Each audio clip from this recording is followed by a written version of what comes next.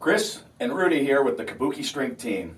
We're going to go through some really important information today on both breathing assessment and some basics of diaphragmatic breathing. So breathing assessment and correction is really critical. If you don't deal with this, you're going to end up with having to continually readdress how to go about bracing procedures. You may end up continually addressing shoulder issues, hip issues. All these things are going to keep popping up if we don't fix how the athlete's breathing in general.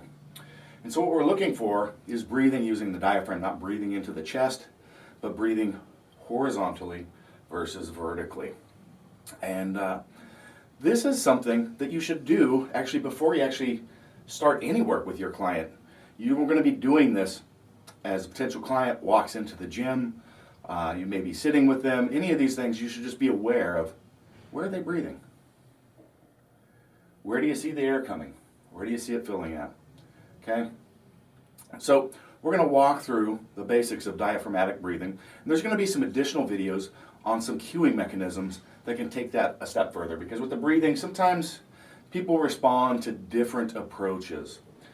So the diaphragm is this cone-shaped muscle, sits up in here, and it works by pumping downward. And so that's why we need to be breathing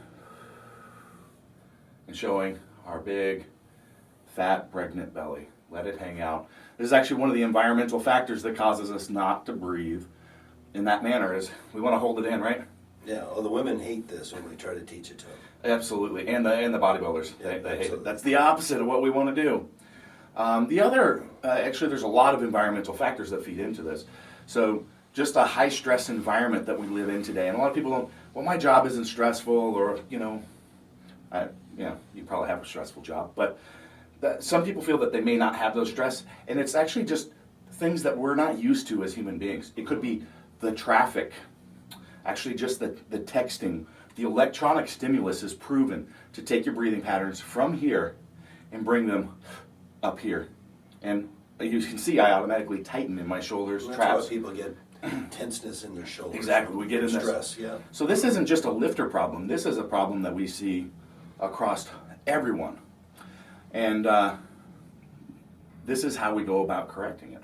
We need to practice breathing in the correct manner in general, because when we don't, and why you have to continually revisit this stuff, we continue to have a disconnect on our bracing and then how that integrates through transferring power through the shoulder or through the hip.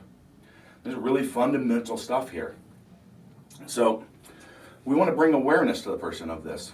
And so one thing that we can do is just, you can talk about the diaphragm, but a lot of times people don't get that. But I want you to be aware of how that's operating. And once we get to bracing strategies, it's really critical that we get that diaphragm in opposition to the pelvic floor so that we can create those bracing strategies. But here we're just talking about breathing in everyday life. And if somebody has some breathing issues, you want to send them home with homework of practicing 3 times a day, just taking 20 conscious breaths into here. Okay?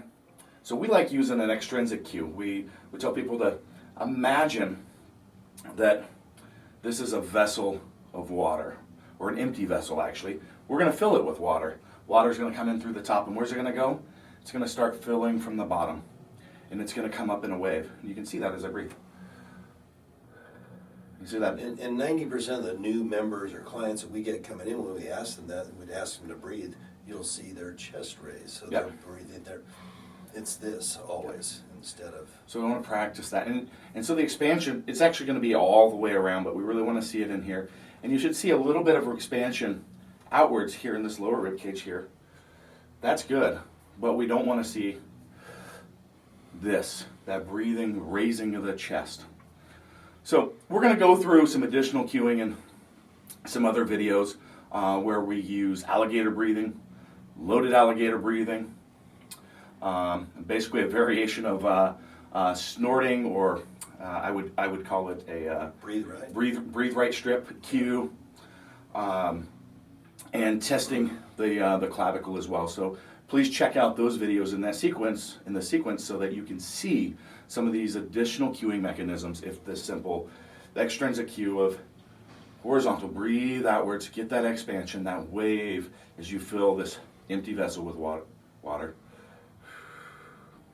Rudy, do you have anything else to add before we Well, finish up this? it's the toughest, one of the toughest things for people to learn. They think it's easy to change, but you've been doing this for 20, 30, 50, in my case 100 years, breathing the wrong way. And so to try to teach somebody differently to fill from the bottom up, it's something they really have to practice. They may not get it the first time. And really just that practice. And sometimes maybe you need to hold that belly up. Maybe your job's on TV or something, you know. But take the time at home when you're comfortable. Relax, let it hang out, get used to that. Yeah. So I like to tell people just kind of stick their thumbs in here and see if they can move their thumbs out just by breathing. yeah. Anytime that you also see somebody with some breathing issues, check out our video on the intercostal test. That is something that you want to check. Sometimes people will start, because this will lead to bracing issues, and the body will want to find, you know, a solid platform at some point, and it's going to start tightening up. That's why we get the tight shoulders, but we may actually get really tight in the intercostals and ribs and start losing some stability, or the body's trying to gain stability there. So check out the intercostal test video as well if you see people with some issues, and that's combined with some thoracic extension issues. All right, that'll wrap up our basics on diaphragmatic breathing. And again, check out the additional videos on cueing.